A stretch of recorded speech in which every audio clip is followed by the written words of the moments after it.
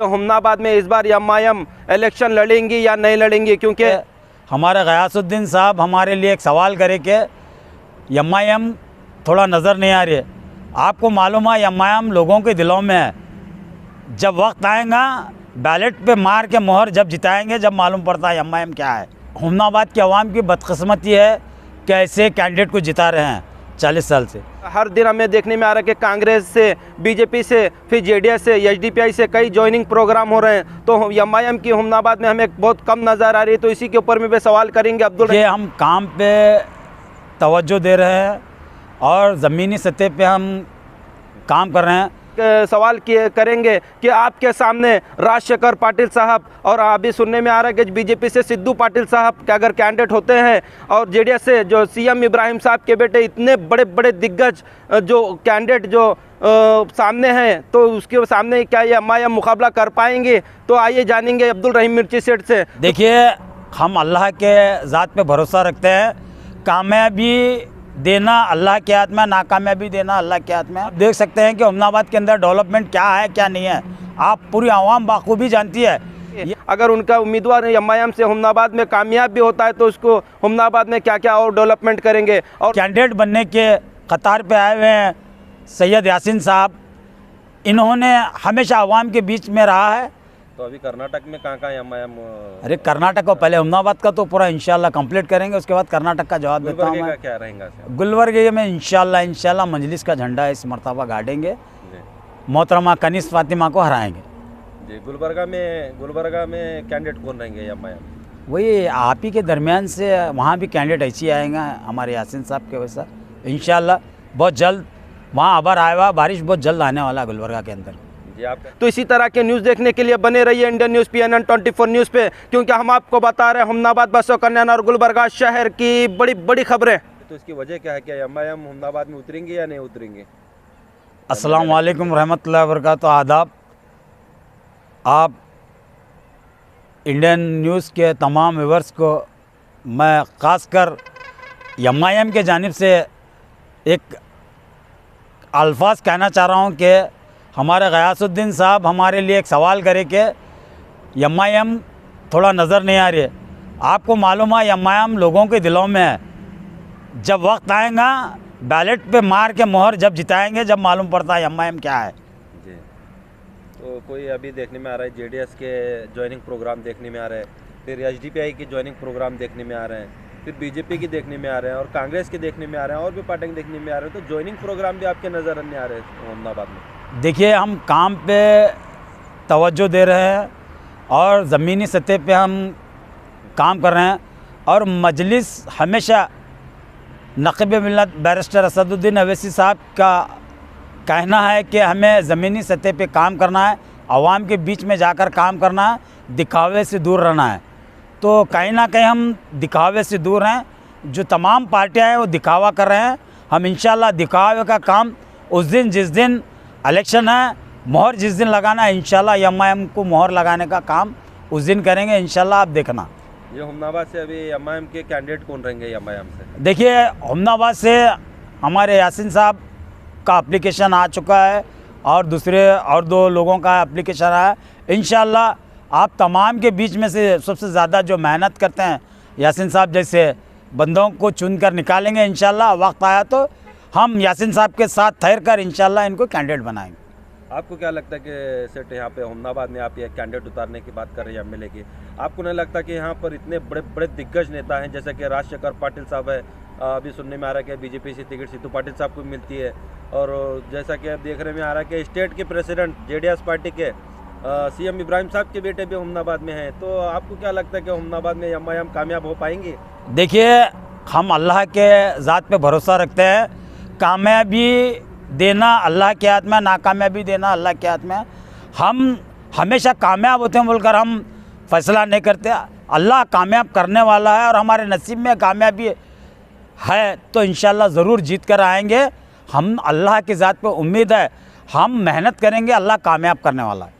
चंद लोगों से सुनने में आता है कि जहाँ भी एमआईएम आती है बीजेपी आती है, बीजेपी की बी टीम है एमआईएम। वो तो हमारे जो सदर साहब हैं बैरिस्टर असदुद्दीन अवैसी साहब हमेशा कहते हैं कि पहले ये हमको बताइए कि मैं किसका हूँ, बीजेपी का हूँ, जेडीएस का हूँ या कांग्रेस का हूँ या छोटा रिचार्ज उन्हीं की पार्टी का हूँ, बताइए। वो तो खैर सदर साहब उसका जवाब देते हैं, हम उतनी बड़ी सियासत नहीं करते, वो तो इंशाल्लाह वक्त आने पे सदर साहब इसका जवाब देंगे। आप जैसा कह रहे हैं कि बीजेपी जीतती, देखिए कोई 10 पार्टी तैरने के बाद में कोई एक पार्टी तो जीतना ही है। इल्ज़ाम तो 9 पार्टी पे लगते हैं, इन्हों आने से मैं आ रहा, उन्हों आने से मैं आ रहा, वो तो सियासी वो दो पेच की बात है, वो छोड़ के बात कीजिए इंशाल्लाह। अब आगे के डेवलपमेंट मजलिस इत्तेहादुल मुस्लिमीन कौम और मिल्लत और कैसा काम करना है, कैसा कराना है, NRC लो, आप लॉकडाउन लो, या फिर कोई भी वक्त पे 24/7 हमारे जो आज जो कैंडिडेट बनने के कतार पे आए हुए हैं सैयद यासीन साहब, इन्होंने हमेशा आवाम के बीच में रहा है और इंशाल्लाह इन्होंने हमेशा 24 घंटे आवाम के बीच काम करते रहे हैं। हम ऐसे लोगों को आपके दरमियान से जिताने की कोशिश करेंगे कि कौम और मिल्लत का काम करें, और हमदर्दी ऐसे लोगों से है हमारे को, OBC, दलित, बैकवर्ड, माइनॉरिटी, इन तमाम से इनके हक़ूक़ की लड़ाई लड़ने के लिए ऐसे लोगों को उठा रहे हैं काम करने के लिए। आपको क्या लगता है कि हुमनाबाद में, आप देख रहे होंगे यासीन साहब भी हैं, तो हुमनाबाद में और क्या डेवलपमेंट चाहिए? अरे हुमनाबाद को तो देखिए कई वार्ड आप सर्वे कर चुके हैं, पिछले जो प्रेजेंट MLA हैं, जो एस्पायरेंट है, उनसे सवाल कर चुके हैं आप कि क्या डेवलपमेंट है हुमनाबाद के अंदर, क्या डेवलपमेंट नहीं है, कहाँ पानी मिल रहा है, कहाँ पानी नहीं मिल रहा है। आप देख सकते हैं कि इंशाल्लाह ये आपको बोलने का वक्त भी नहीं आएगा कि हमारा कैंडिडेट जब जीतेगा। तो यहाँ पे तो पूरे काम हो गए ऐसा बताते हैं, जैसा कि राजशेखर पाटिल साहब है जो 40 साल से उन्होंने MLA यहाँ पर हुमनाबाद में है, तो काफ़ी सारे डेवलपमेंट देखिए बोल के बोलते हैं, तो क्या डेवलपमेंट ऐसा बाकी है जो MIM आने के बाद में करेगी? देखिए हुमनाबाद के अवाम की बदकिस्मती है कि ऐसे कैंडिडेट को जिता रहे हैं 40 साल से। हम बोल रहे हैं ना, आप कि अवाम के दरमियान के बीच में से ऐसे कैंडिडेट को दे रहे हैं हम, 24 घंटे 24/7 वो आपके हुकूक़ की लड़ाई लड़ेंगे और आपके हक़ की लड़ाई लड़कर आपको जो भी मसले शहर के अंदर, आपके हुमनाबाद के टाउन में जो भी हैं, वो इंशाल्लाह पूरा करेंगे। कोई भी चीज़ आजकल सियासत पैसे के दम पे चल रही है, हम ज़मीनी सतह पे काम करने वाले हैं।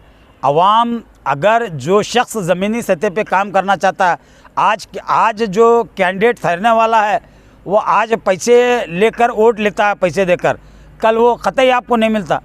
तो हमारे पास वैसा नहीं होगा। इंशाल्लाह आप जब भी आवाज़ लगाएंगे, हमारा जो नुमाइंदा है, हमारा जो कामयाब हुआ सो नुमाइंदा रहेंगे आपके पास। आप कॉल करने की देर आपके पास पहुंच के आपके मसाइल हल करेंगे। तो अभी कर्नाटक में कहाँ MIM? अरे कर्नाटक को पहले हुमनाबाद का तो पूरा इंशाल्लाह कंप्लीट करेंगे, उसके बाद कर्नाटक का जवाब देता हूँ मैं। क्या रहेगा? गुलबर्गे में इंशाल्लाह मजलिस का झंडा इस मरतबा गाड़ेंगे, मोहतरमा कनीस फातिमा को हराएंगे। जी, गुलबर्गा में कैंडिडेट कौन रहेंगे MIM? वही आप ही के दरमियान से वहाँ भी कैंडिडेट ऐसे ही आएंगे हमारे यासीन साहब के वैसा। इंशाल्लाह बहुत जल्द वहाँ आबार आएगा, बारिश बहुत जल्द आने वाला है गुलबर्गा के अंदर। जी, आप कह रहे हैं कि इस बार MIM ठहरेंगी और कनीस फातिमा मैडम को हराएंगे? कनीस फातिमा मैडम नहीं है, बल्कि तमाम उस कैंडिडेट जो कौम और मिल्लत का काम नहीं करे, तो इंशाल्लाह वैसे कैंडिडेट को घर में बिठाएंगे। इंशाल्लाह नया चेंज लाएंगे, नए लोग को जिताएंगे इंशाल्लाह। उसमें MIM है, MIM भरोसा है कि आवाम के ऊपर कि MIM को गुलबर्गा के अंदर, नॉर्थ के अंदर ख़ासकर, वो हम NRC का प्रोग्राम देखिए, जो लाखों लोगों का प्रोग्राम वन मैन शो जो ऑर्गेनाइज़ करे थे MIM के जानिब से, इंशाल्लाह वैसे प्रोग्राम भी करेंगे हम, वैसी मेहनत करेंगे। आपके हुकूक़ की लड़ाई लड़ने वाले हम ही हैं इंशाल्लाह। इसीलिए हमारे को उम्मीद है कि हम नॉर्थ का जो सीट है वो जीतेंगे।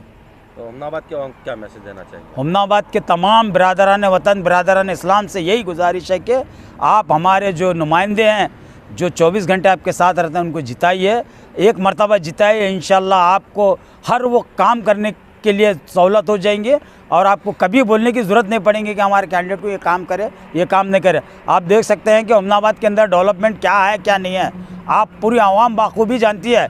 ये हमारे जो कैंडिडेट बनने वाले हैं, आपको अंदाज़ा है पावर में ना होते पे भी इंशाल्लाह पावर का काम करते हैं। आपके बीच में रहकर वो काम को अंजाम देते हैं। ISS Para Shopping Mall, a complete family mall, all types of wedding, fancy sarees, coat, suit, sherwani, suiting, shirting, kids wear, men's wear, women's wear, available near bus stand, Humnabad.